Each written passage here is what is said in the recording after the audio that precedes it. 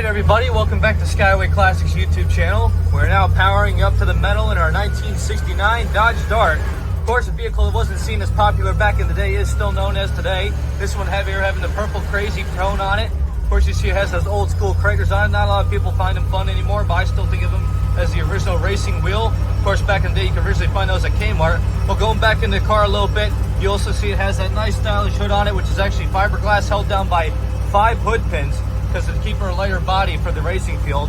Other than that, I like to think of this as a pro street car. Of course, there's not much more to say about the outside routing. It has a kill switch, and it does have the big wing in the back. But as we move on the inside, you can see it's been officially souped up to be a race car. Of course, you can see you got that rear roll bar in it. It has that nice pistol grip Hurst shifter on it. Tilt column. You don't have no speedometer, but you do have your most important gauges covered from the front there. Other than that, you got the plain old window cranks.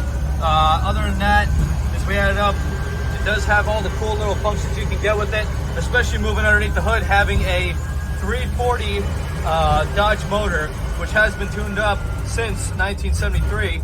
Other than that, you can see it does have a lot of modifications, especially the supercharger underneath the hood. Other than that, it is street legal. It is perfectly able to go on the road back and forth. But of course, we are not going to test the limits of that right now. We are just going to get it turned around and up on the lip. So if you have a moment, just stay tuned with us and you'll be shocked by the underneath.